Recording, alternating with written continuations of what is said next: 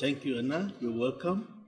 Um, let's start with this subject of SDRs, especially the issuance of SDRs. We know in 2021, the IMF issued 650 billion worth of SDRs. In your view, what are the key weaknesses of the current system of issuing special drawing rights? I think at that time, as you mentioned, we were going through COVID-19. And the idea of this big global allocation, 650 billion, it sounds like a big number.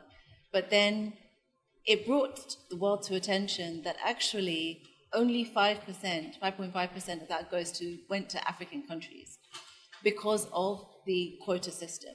The quota system was a significant constraint on the support that the international financial system can provide to the continent. And I think it was a wake-up moment to think differently about how we really advocate and work to reform IMF quotas. In fact, we've been, in a sense, suffering from the challenges of the IMF quotas for a long time. We have to go to the IMF regularly, and rightly so. The IMF is meant to be the lender of last resort, right? But because the quota system, because we have so few quotas, we have to always apply for new specific funds from the IMF, and the IMF has to go through a program and discuss conditionalities with us, whereas other countries who have larger access to the IMF quotas don't have to do that. So there's an immediate inequity in the quotas that I think there's an opportunity, and especially because of this global allocation, perhaps the world wouldn't have realized about this issue. And there's an opportunity to really think differently about how the quotas are allocated across different countries. And in fact, when the quotas were initially allocated, when the IMF was created, they weren't allocated through a really clever, specific formula. It was a negotiation of the people who were at the table. And remember, at that time, there were only 4 African countries who were at the table, and 2 of those were actually still kind of managed by the British at that point. So, and in fact, the amount of quotas that those countries got have really receded over time in any case. So they haven't really been protected as other countries have, and as our own countries have joined the IMF over time, and other countries have joined the IMF over time. So we have a formula now, but that formula initially in itself was almost backcast into what was initially a negotiation where, the UK was saying we should have more quotas because we have more colonies. The France was saying we should have more quotas because we have more trade, and all these sorts of things. So now we have an opportunity to rethink it. And even though a lot of the discussion around IMF quotas has been, whether China or other emerging economies should get more quotas because their economies have grown, they're larger economies. Actually, there's a question about African countries should get more because we need more support from the international financial system. And that's the starting place that should be the starting place for a new formula that is created. Thank you so much. You have actually highlighted the allocation system, the quota system, and the subjective approach, to how the allocations actually started.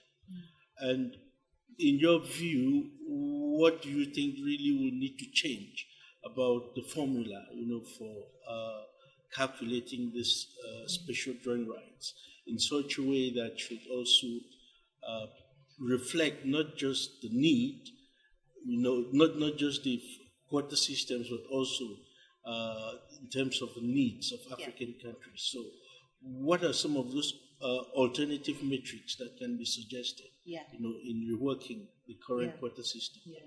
Well, so our team have done quite a lot of work on this, really looking at different formulas that might work, different metrics that could be brought in. But actually our starting point initially was, why can't African countries just argue for a doubling of the quota shares? Let's just start from that. if we're going to be entering a negotiation. But in fact, if you did bring in certain types of certain metrics, for example, that would reflect need in more detail, or you brought in some aspects around climate needs, you would be able to get to that kind of outcome. Yeah.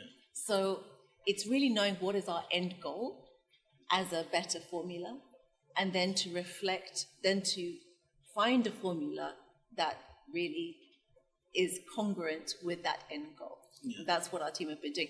And we haven't yet released the report on it, so please look out for it. Okay, thank you so much. I'm sure we're going to look out for that report. Then maybe lastly, in terms of reforming the global financial architecture, we have heard about this, and we have been presented with an opportunity in Sevilla, in the new Financing for Development agreement. How do you actually situate, this call for reforms, right? This within the wider context of the global financial architecture reforms. How do you actually situate, reforming this SDR system within that wider framework? I think in that framework we have to do two things. The first thing is to really clearly point out the oddities and problems of the existing system. Why, for example, is the debt restructuring framework that we have at the moment, why does it exclude borrowers from the room? Why is it such that it really, in a sense, imposes this idea of borrowers having spent badly, for instance, whereas not imposing that idea for creditors having not necessarily been very helpful. Similarly, when it comes to the IMF quotas and aspects like that, again, if a system is meant to be designed to be helping to be helping the countries that need it to be the lender of last resort, like what is a lender of last resort function? The fact that African countries get so little access, again, just pointing that out, that the IMF is not doing its job properly, like whatever it was designed to do, it's not doing its job. Going to factory settings is not what it's doing right now. Yeah. So pointing that out in the first place is really important. And then the second thing we have to do is, as you were suggesting, is to explain what the alternatives look like and explain that they are feasible. And if those are put into place, they're feasible and they will also make a better international financial system, which will be better for everybody. People may feel that they're going to be losing out for a very short period of time. Once the system starts moving, everybody will feel the benefit of that better moving system. And I think that's the case that we have to make. And in terms of making that case and providing the solutions, is being very specific. It's not just saying, oh, there's a problem, but it's actually providing some solutions. Like, if we're talking about debt, for example, Development Reimagined, we've worked a lot also on the idea of a borrower's club. And that can link to this idea of a sovereign debt workout mechanism, where it's almost like a bankruptcy court, right? But the main thing about having a sovereign debt workout mechanism, and I guess also underlying the idea of the borrower's club, is a perspective that countries in general are working very hard to try to make things work. We're working hard. We have to go to African countries as a whole have gone to the IMF over 600 times since it started. Yeah. We've gone to the World Bank over 7,000 times since the World Bank was created. We've gone to the African Development Bank over 3,000 times. So, we really are always working to try and raise new finance and good finance, but the system doesn't work so well for us. So we often need fresh starts. It's not that we need to be told you've done badly. We need a fresh start. And that's what we can encourage at FFD, these sorts of shifts in perspective.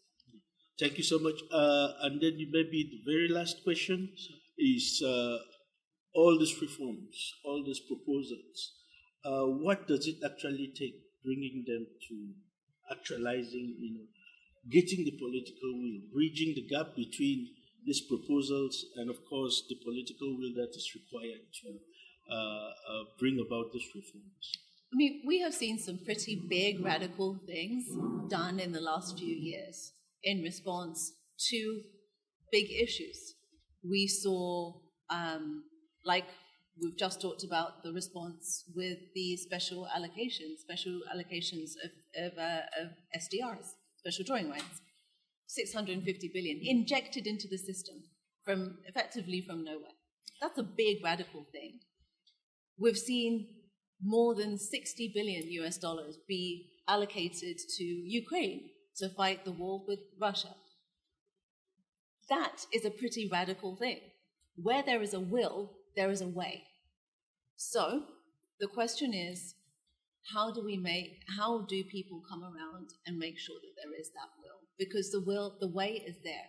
That we've done all the work. We've done all the work on what a borrower's club looks like. We've done all the work on on an African monetary fund. All of these things are there. The question is